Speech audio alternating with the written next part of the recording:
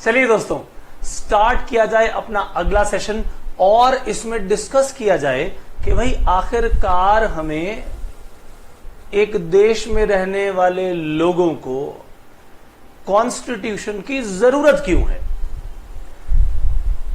देखिए, सवाल यह आता है कि हम सब के सब एक ऐसी सोसाइटी में रहना चाहते हैं which is just and equitable, यानी जहां पर सब काम जो है ना इस तरीके से हो जो सबके लिए एक समानता का भाव लेकर आए, किसी के साथ भी कुछ गलत ना हो। इज दैट सो और नॉट? यस। और ये देखने के लिए कि कुछ गलत नहीं हो रहा, किसी ना किसी ऐसे व्यक्ति को या किसी ना किसी ऐसी संस्था को पावर देनी पड़ेगी कि अगर कुछ गलत हो तो भाई उस गलत चीज को ठीक करे या गलत होने से रोके। तो एक देश में जब हम चाहते हैं सभी समान रूप से बढ़िया तरीके से रहें, कुछ गलत ना हो किसी के साथ, तो भाई हमें कुछ ऐसा सिस्टम बनाना पड़ेगा जिससे कि गलत करने वालों को रोकने का प्रावधान हो। राइट? तो जो लोग रह रहे हैं उनके पास राइट्स हो, राइट्स के साथ उनकी ड्यूटीज भी बने, और जिन लोगों को उन सब पर नजर रखनी है कि कोई गलत काम तो नहीं कर रहा, उनको पावर दी जाए कि अगर कोई इनमें से गलत करे तो भाई तुम्हारे पास इस चीज की पावर है। जैसे मान लीजिए क्लास का मॉनिटर बना दिया गया, अब सुप्रीम पावर तो नहीं है उस मॉनिटर के पास, मगर पावर जरूर दी गई। अब मॉनिटर को देखना कि भाई क्लास में कोई गलत काम नहीं कर रहा बच्चा, जब तक टीचर क्लास में नहीं है। राइट? ऐसा ही होता है कि नहीं? अब उसके पास पावर है मगर लिमिटेड है। उससे ज्यादा पावर किसके पास होंगी? टीचर के पास होंगी भाई। उससे ज्यादा पावर क्लास टीचर के पास होगी सॉरी। और उससे ज्यादा पावर सुपरवाइजर के पास होगी। उससे भी ज्यादा पावर मैनेजर और फिर प्रिंसिपल के पास होगी। तो कहने का मतलब यह कि पावर एक स्कूल में भी डिवाइड कर दी गई, कॉलेज में भी डिवाइड की जाती है, किसी एसोसिएशन, किसी मैनेजमेंट जहां चल रही है, किसी कंपनी, सब जगह डिवाइड की जाती है दोस्तों, ताकि काम चले। देश में भी उसी तरह से पावर को डिवाइड करना है। फर्क सिर्फ इतना है कि यहां जिन लोगों को पावर दी जाती है वो पावर देने वाले लोग ही हैं, लेकिन वो लोग पावर कैसे देंगे, और जिन लोगों को चुना जाएगा चुन कर देंगे। ठीक बात है कि नहीं? जिन लोगों को चुना जाएगा वो जो गवर्नमेंट के रूप में बैठे हैं, उनकी पावर कितनी है, क्या कर सकते हैं, लिमिट क्या है, ये सब जो है कॉन्स्टिट्यूशन बताता है दोस्तों। यानी अगर हम बात करें कि भाई इसकी आखिरकार जरूरत क्या है, तो जरूरत यह है कि सबसे पहले तो कंट्री को प्रॉपरली गवर्न करने के लिए कि सब कुछ ठीक चले, वो कौन बताएगा? वो हमारा कॉन्स्टिट्यूशन बताएगा। So in general when we say that why do we need constitution, that means कि भाई हमें ये set of rules and regulations इसलिए चाहिए ताकि हमारे देश को प्रॉपरली गवर्न किया जा सके। और गवर्न कौन कर रहे हैं? हम सब लोग। फिर जिन लोगों को चुनना है, यानी कि जो गवर्नमेंट बनानी है, यानी हम बात कर रहे हैं पॉलिटिकल सिस्टम की, वो पॉलिटिकल सिस्टम कैसे क्रिएट होगा, ये सब इस कॉन्स्टिट्यूशन में ही लिखा है। यानी उस पॉलिटिकल सिस्टम का नेचर क्या होगा, ये सब डिफाइन कौन करने वाला है? हमारा कॉन्स्टिट्यूशन। राइट? फिर अगर हमें लगता है कि हां कुछ गलत हो रहा है, something is going against our larger interest, तो भाई उसके अगेंस्ट हमें कौन गार्ड करेगा, कौन बचाएगा? हमारे देश का जो कॉन्स्टिट्यूशन है दोस्तों, वही हमें बचाएगा। राइट? ये एक ऐसी लाइट की तरह है जो हमें अंधकार से रोशनी की ओर लेके जाता है। राइट? ये उस की तरह है जो बंद ताले खोलने के लिए हमें हेल्प करता है। Right?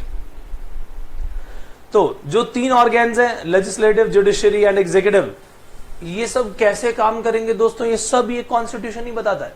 Right? So all the three organs of government, including ordinary citizens, derive their power। अरे क्या सिटीजन के पास भी कोई पावर होती है? अरे हाँ, क्यों नहीं होती? सिटीजन ही तो उन अपने रिप्रेजेंटेटिव को चुन करके आगे भेजता है। सिटीजन को फंडामेंटल राइट्स दिए हैं दोस्तों, हम सब जानते हैं, हमने कहीं ना कहीं पढ़ा है इसके बारे में। हर सिटीजन को, हमारे देश के सिटीजन को फंडामेंटली कुछ ऐसे राइट मिले हैं जो irrespective of caste, creed, religion, हर एक व्यक्ति को वो राइट दिया गया है। अमीर हैं आप, गरीब हैं, किसी भी रिलीजन को बिलोंग करते हैं, कहां से बिलोंग करते हैं, इंडिया के किसी पार्ट से भी बिलोंग करते हैं, आपके पास वो समान अधिकार है दोस्तों, right. That is called fundamental right. तो वो भी सारे के सारे कहां से डिराइव हुए दोस्तों? वो सब इसी कॉन्स्टिट्यूशन से आए। सो चाहे गवर्नमेंट हो, चाहे यहां रहने वाले लोग हों दोस्तों, सभी के सभी जो पावर डिराइव करते हैं वो यहां कॉन्स्टिट्यूशन से ही करते हैं। और अगर किसी ने भी इसके अगेंस्ट काम किया तो वो क्या होगा? अनकॉन्स्टिट्यूशनल माना जाएगा, अनलॉफुल माना जाएगा। और उसके अगेंस्ट कैसे कार्रवाई होनी है वो सब हमारा कॉन्स्टिट्यूशन हमें गाइड करता है, राइट। इसीलिए हमें इस कॉन्स्टिट्यूशन की जरूरत है। So ultimately constitution is required to have authoritative allocation. किसकी?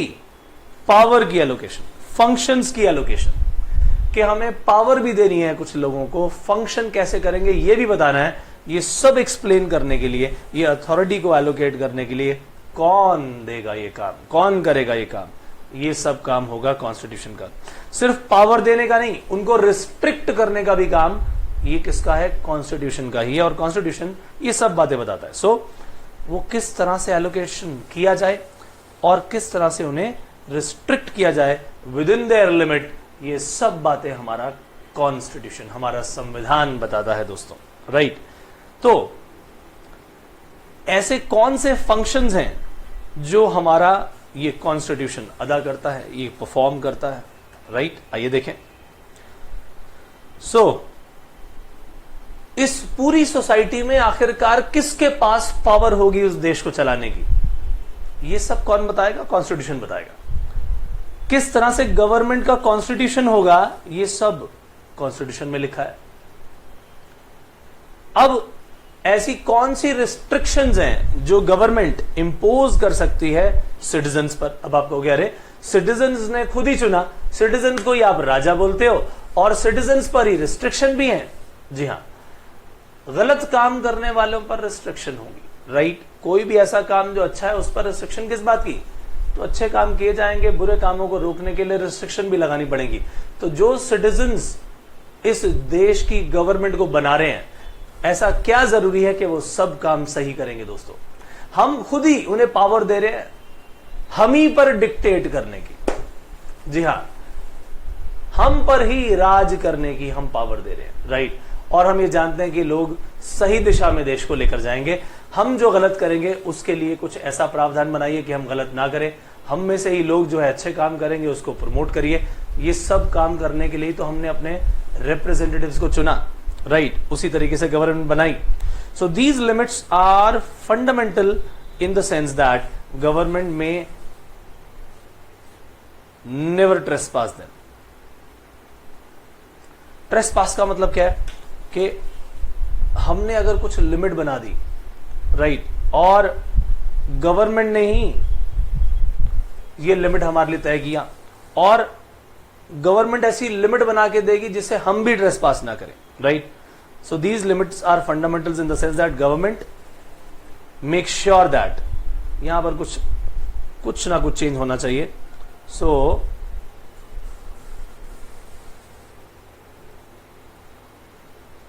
that government says that government makes sure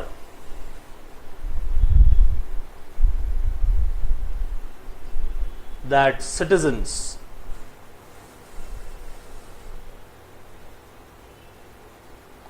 may never trespass them। यानी ऐसी लिमिट बना दिया एक कानून आईपीसी, उसमें सजाएं दे दी। इस देश में जो भी गलत काम करेगा उसके लिए सजाएं। तो एक लिमिट बना दी कि भाई ये काम करना है और ये नहीं करना, डिवाइड कर दिया। अगर किसी ने ये किया, इस लिमिट को ट्रेसपास किया, क्रॉस किया, तो उसके अगेंस्ट कार्रवाई, राइट।